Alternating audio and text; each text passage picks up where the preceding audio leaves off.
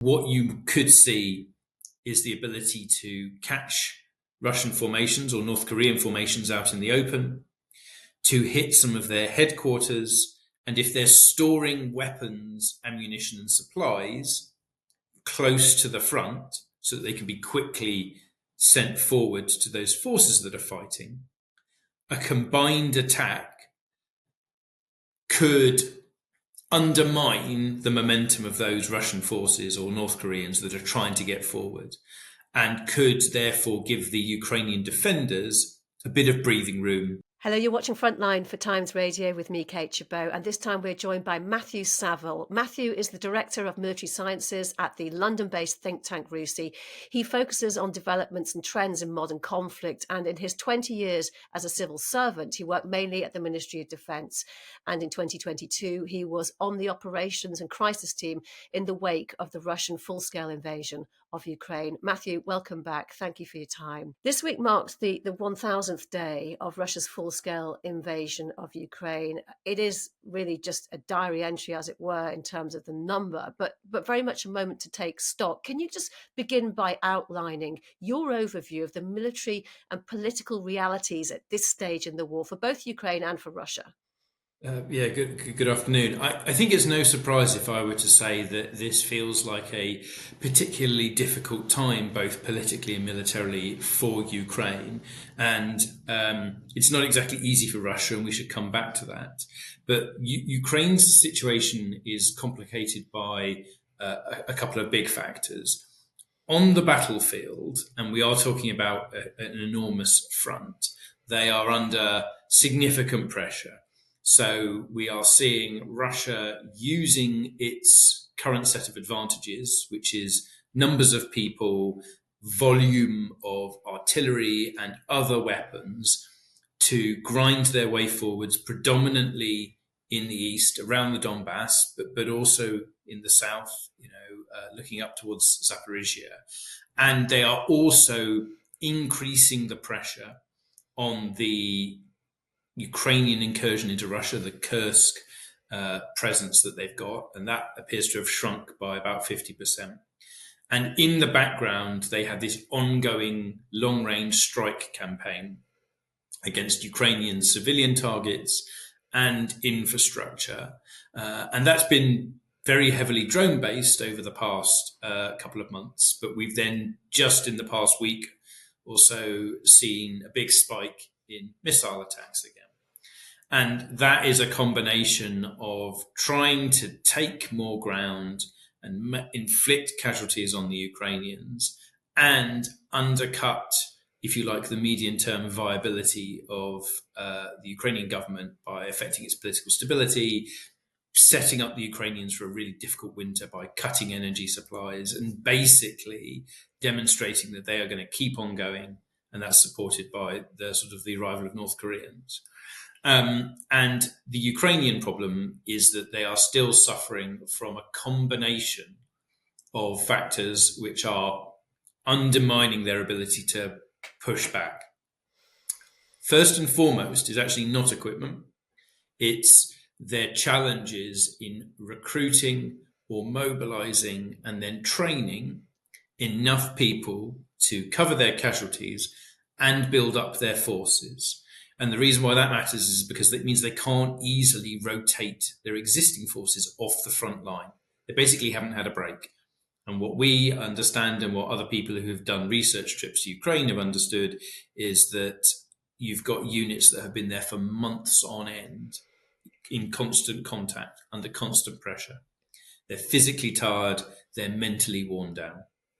Then you do have the materiel problem, which is that big boost of particularly US, but other international support has arrived. But first of all, it's probably not enough. And then secondly, it's just not coming at the kind of pace that the Ukrainians need. And that's not just the idea that it's being drip fed. It's just difficult for the Ukrainian system to absorb it and get it to the front line. And what that basically means is they're going backwards slowly. And where in that picture do this week's news developments that finally Ukraine has been given, or appears to have been given, the permissions to use the long-range ATACMs missiles to strike deep inside Russia, and also have done so already, and also are now using British Storm Shadow missiles and has struck inside Russia. How great a development do you think that is? Is this part of the steady drip of Ukraine being to extend what it's able to do, or do you see it as more significant than that? Where this fits in is on the political side, and of course what I should have done was talk about the political situation, and what we mean there really is international support more broadly. I think if you were Ukrainian about now, I don't want to put words into their mouth, but they would say it feels like the rhetoric has not been matched by the reality. And they in particular are looking forward to a new US administration who might throw their weight behind them in terms of trying to bring this to an early end in their favour, but time is not on their side, and the Trump administration might be more likely to just try and force a freeze or something as it currently is. Where Storm Shadow and ATACMs come in is that they're quite a useful political boost. They say that the US and the UK are prepared, albeit late in the day, to face down some of those Russian threats and rhetoric over either sort of hinted nuclear escalation, but more general escalation. And that they are prepared to give the Ukrainians weapons, or let them use weapons in a way that punctures that. Militarily, I think they are more limited. They could use all of these weapons together and really focus in on a small number of targets in and around Kursk, in such a way as that helps them keep that Kursk lodgement in place. And that matters because even though it's shrunk, it could still be a bargaining chip. For example, swapped for territory north of Kharkiv. But they're going to be limited because they probably don't have a huge stockpile left. They've been using Storm Shadow for about 18 months. They've been using ATACMs for, I think, about a year.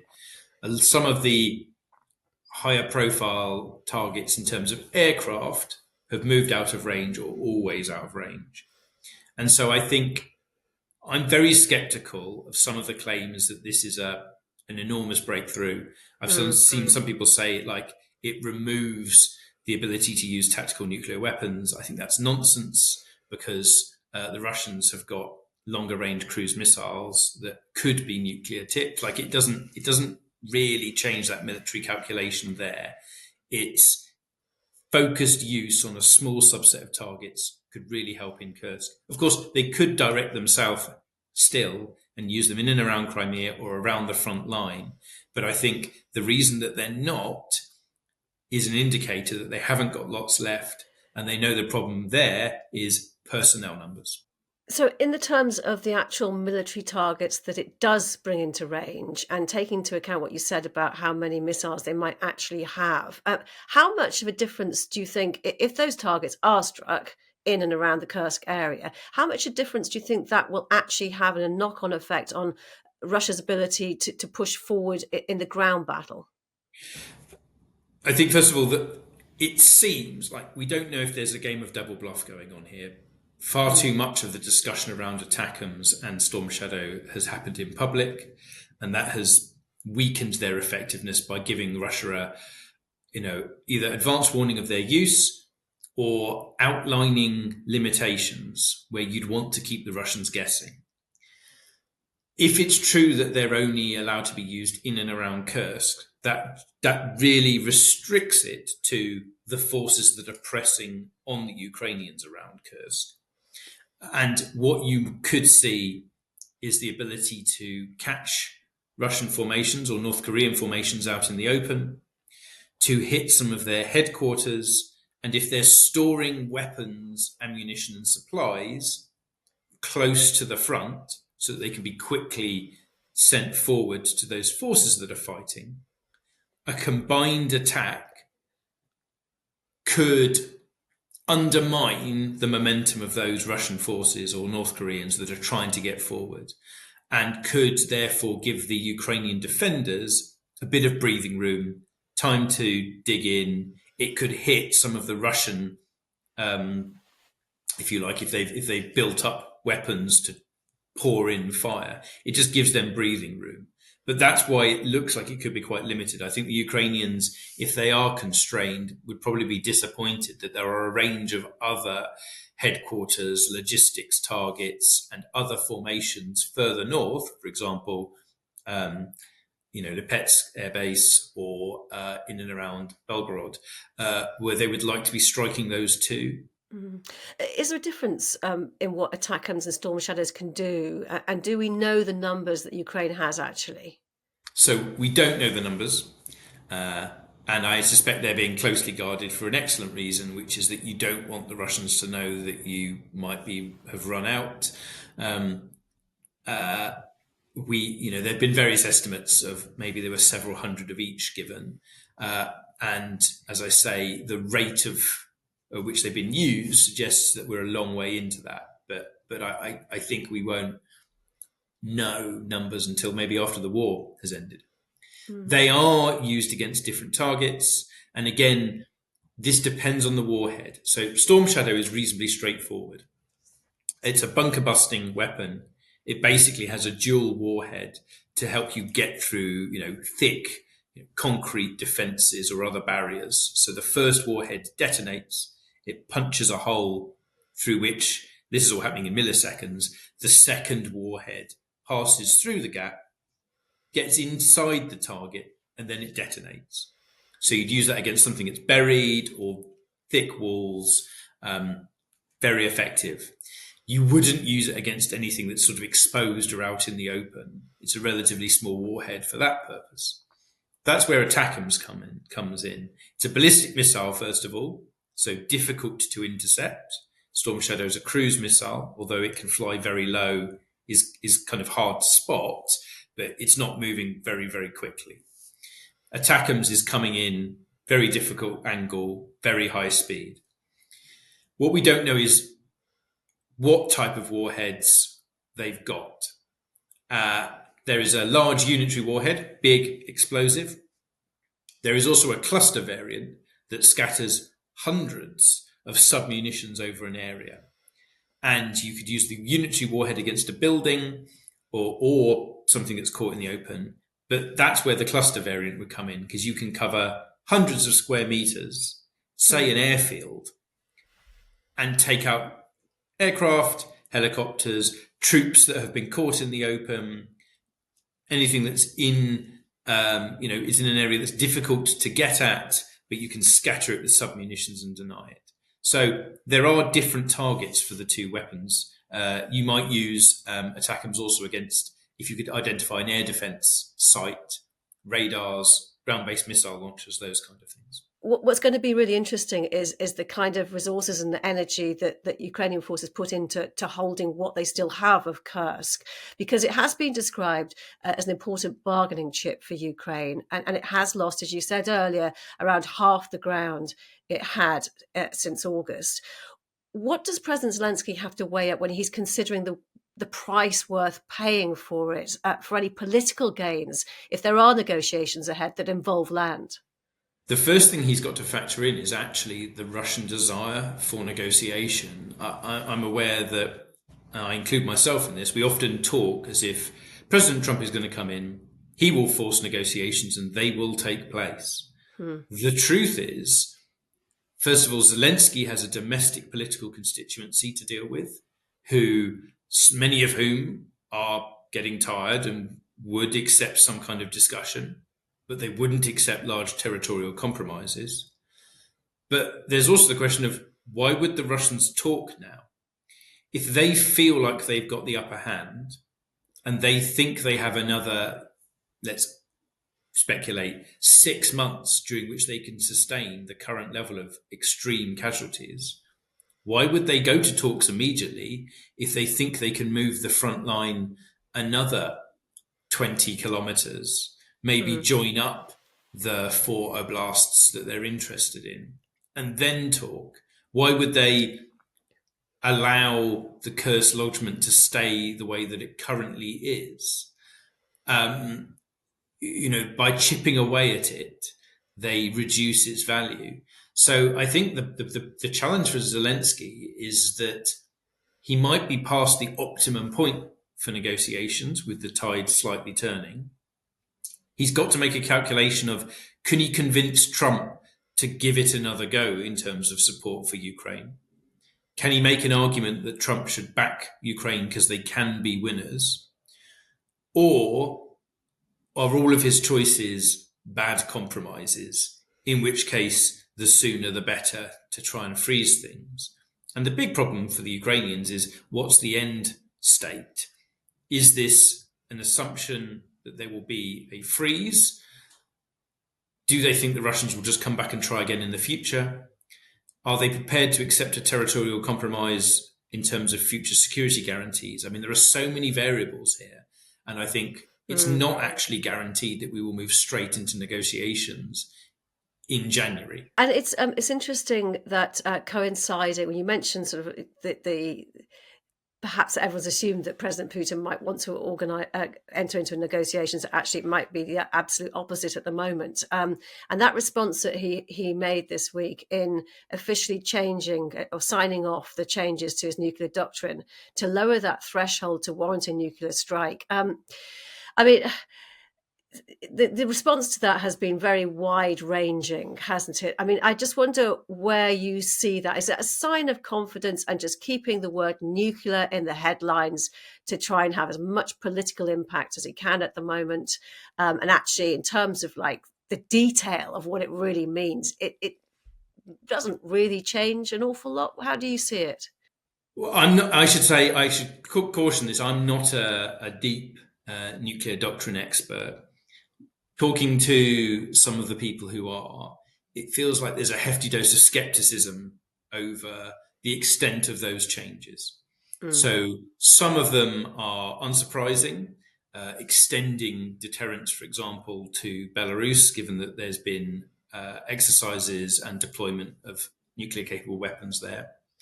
Some of it's not particularly credible, as in there is doubt whether threats to Crimea would really result in direct nuclear use. Some of it is putting onto paper statements that Putin has said previously about the circumstances that would trigger a Russian nuclear response, and some of it's bluster. I think it's right that people remain concerned about both escalation and nuclear escalation in particular, so we shouldn't be glib about it. But overall, yes, it's mostly signalling. It's mostly waving the nuclear stick as a reminder that this is the status that Russia has, that people need to be wary. It is fundamentally aimed not just at the Ukrainians to intimidate, but also international backers to warn them of what will happen. I think the truth is that applies in reverse as well. And the Russians are largely operating conventionally. You know, they keep adding conventional mass, different conventional weapons. I think it's not too much of a stretch to say they've priced in things like Storm Shadow and ATACMs use on Russian territory without resorting to actually climbing the nuclear ladder, because they are concerned about a confrontation with NATO that they know would be hugely damaging for them, both conventionally and in nuclear terms. So a lot of this is attempting to reaffirm, with varying degrees of credibility, their previous statements and status. And Britain came out very strongly in response to this, dismissing it as ridiculous. But does it have perhaps a stronger effect on other NATO allies, maybe Germany, for example? Yes, and it's difficult to really get into the head of, say, the German government, and of course that's about to change, and how it affects people. I think there is clearly an element of retained nervousness around the risks of a confrontation with Russia, although in many cases that results in restraint that feels overblown. So there is a medium-term problem with the Russian military in that they can probably over time rebuild their army, And that is the thing that has taken these horrendous casualties. They have, largely speaking, retained their air force and navy, particularly outside the Black Sea Fleet. Conventionally, there is significant overmatch in NATO's favour in Europe. It's worth remembering that. If you include the US. I think the problem is that Europe has been quite happy to sit underneath the US nuclear and conventional umbrella and is late to beginning its own rearmament. It has started. Germany's spending money. Lots of other people are producing highly capable forces, but numbers are small. It's not really for me to sort of tell the German government to sort of get over it. But I thought it was striking that even in the aftermath of the ATACMs debate and Storm Shadow debate, or at least in the run-up to it, that Chancellor Scholz was still absolutely adamant that no Taurus, for example, their cruise missile, was not going to Ukraine. And they are still talking in a way that suggests that they are, to a degree, intimidated by Russia. And he's even talked to President Putin himself in recent days. Yes, and that has played particularly badly in a number of places. It seems to have not been fully coordinated with the Ukrainians and has gone down very, very badly in Kyiv. I think, frankly, it's been embarrassing because the Germans have talked to the Russians, and then immediately after that call, we saw that large strike, air raid sirens across Ukraine, the reappearance of lots of these long-range cruise missiles that hit a range of civilian targets. And I think that really exposed a lack of influence, or a lack of, put it this way, a lack of consideration for how that would look. I mean, it was almost essentially like the military equivalent of trolling the Germans. We hope you're enjoying today's episode of Frontline. Don't forget you can also now listen to Frontline in podcast form. Just search for The World in 10 from wherever you get your podcasts, where you can also hear daily analysis of the biggest stories relating to war and defence. And we'll put a link to The World in 10 in the description below. I'm just interested to get your perspective on the news in the last few hours today on Thursday at lunchtime that Russia has launched an intercontinental ballistic missile for the first time. A weapon, it's reported, of this range is being used targeting the Dnipro region. No use of casualties at this particular point. 2 fires caused. And Ukrainian air defense has shot down 6 of 7 Kh-101 cruise missiles during the same attack. It's reported by Reuters, I think. The Air Force has said. What's your take on that? Is this a significant upping of the ante? There's a political message in here. There's a lot of backwards and forwards about what the actual missile was. And I've seen anonymous statements attributed to US officials saying it wasn't an ICBM. Now, that might be because what is being rumoured is an RS-26. It's an intermediate range ballistic missile. I mean, this is where everything is relative. So we talk about ATACMs and Storm Shadow as being long-range missiles. ATACMs is a very small ballistic missile with a range of 300 kilometres. We suddenly then move up to something that's intermediate range, which means close to 5,000 kilometres. Now, the reason why this comes into play is that the RS-26 was supposed to have been retired, or the program had been stopped. It was originally designed as an ICBM, but mostly trialled at shorter ranges. It breached the Intermediate Nuclear Forces Treaty. Why does this all matter? Well, first of all, the Russians have got more accurate weapons, like those Kh-101s, and they have lots of shorter range ballistic missiles that they could use anyway, although using something like this gives it a better chance of getting through air defences. The political signalling comes in that they've used a missile, whether or not it's an intermediate or intercontinental missile, that is usually associated with large nuclear weapons. You know, they have other, like the Iskander, again, short-range ballistic missile that they use could carry a nuclear warhead. But this is the kind of thing that these are city-killing nuclear weapons. And so by putting this into the mix, the timing they're playing around with ambiguity over what is this. It's not hugely accurate by comparison, but but it just introduces doubt. It's the escalation response that they make in response to things like ATACMs and Storm Shadow, which is saying, well, we have these other missiles, much longer ranges, you can't get them, but we can hit you with them. And I think they are partly messaging the Ukrainians. It's a little bit of, again, reminding international backers of Ukraine that Russia is a major power with a large ballistic missile stockpile of different types.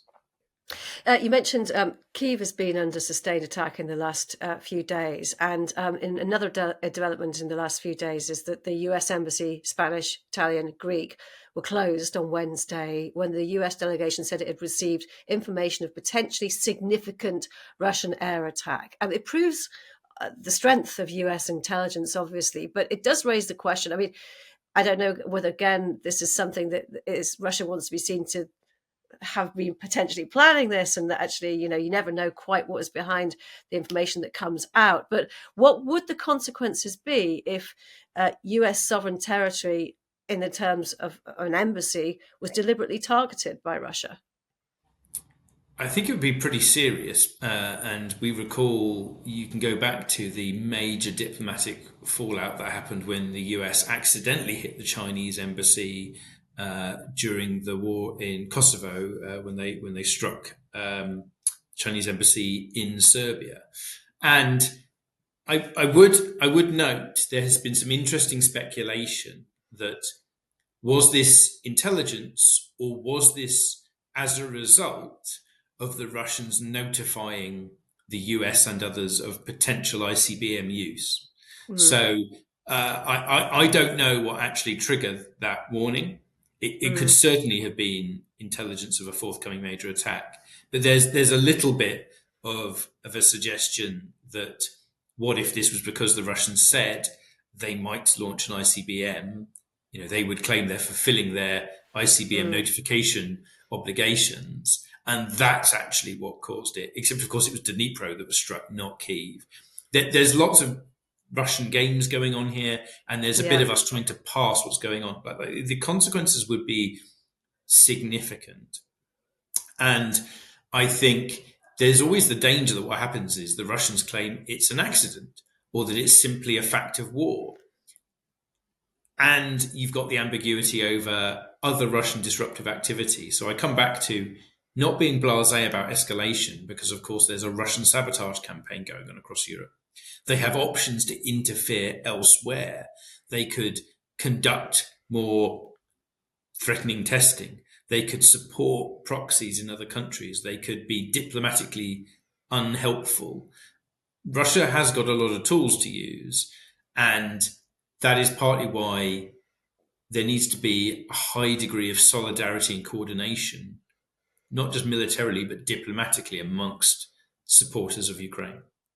And just finally, Matthew, we look back to where we started 1,000 days ago, when you were on the operations and crisis team at the Ministry of Defence in the wake of the 2022 invasion of Ukraine. Can you just tell me, rewind back to that moment, how you got that news and what you were doing, and how you now reflect on that moment with the benefit of hindsight?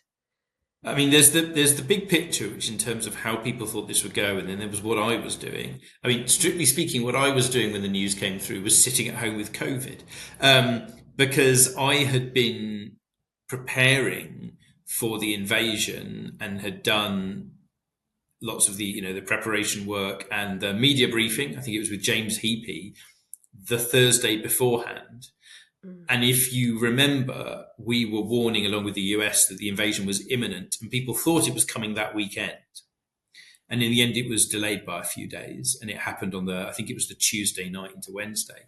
But in the interim, I tested positive, and I was sitting at home. I was stuck at home for a few days, basically mostly watching along with everybody else on the news. And this thing that we had been expecting for months happening, with this sense of sort of depressing inevitability, like it had felt like it was coming. The big picture is that what people were gearing up for was a pretty horrendous but potentially short, open conventional war. moving into some deeply uncertain occupation, guerrilla war, European response to what was felt was going to be a significant taking of Ukrainian territory. And there's been a bit of analysis recently, backwards and forwards, that was because we wildly underestimated the Ukrainians and essentially dismissed them. And I think that is retrofitting the argument. I think it was sound analysis that was the Russian aim was to charge towards Kyiv and decapitate the government. And the balance of forces that they had lined up should have enabled them to do that. And the Ukrainians hadn't effectively prepared. Like, large parts of the Ukrainian system were in denial until very late on. What it turns out, looking back, was that, yes, we had actually underestimated to a degree we had underestimated Ukrainian, if you like, civil resistance and some factors that went their way in terms of flooding areas. We had also overestimated Russian capabilities and their organization. Critically, we didn't know that they were invading. Like, it turns out that most of the forces built up on the border didn't know that they were actually invading. And then things piled up. I think the big lesson is just how much warfare doesn't go to plan. Like, that fog of war is real, and it exists, and it creates friction, as the Prussian writer Clausewitz called it, and things really spiral out of your control. Sorry to interrupt. Just to add to Alice, I know I said it was the final question, but just to add to that, I mean, in that light, interesting that what initially, certainly from the Russian side, they might have seen as kind of a coup, a 10-day short, sharp coup to overthrow Kyiv, turned into and evolved over time into what's now a war of attrition, but actually it is becoming an era-defining conflict. Yes, and I think that is the thing that we did not really prepare for. If I'm honest, what didn't happen then was the second we went into crisis mode, like, we responded to the crisis. And as soon as it appeared that the Ukrainians were actually going to be able to hold a line, you saw people taking decisions to get more support in. We provided some weapons beforehand, but really ramp it up. People like Ben Wallace really leading the charge, bringing the Americans in, Europe sending lots of aid, their turning point in Germany. But what we didn't do was prepare for actually that complete change to European security. We didn't immediately turn on the taps on defense industry. Defense spending didn't jump. I think it has been striking, if we were to be self-critical, how long it has taken to treat it as a profound change in European and maybe international security, rather than a crisis to be managed. And what we've really done is manage the crisis in, if you like, 6 month, 12-month chunks. Only now are we really grappling with, okay, we really do need to increase defense spending. We really do need to reassess global relationships.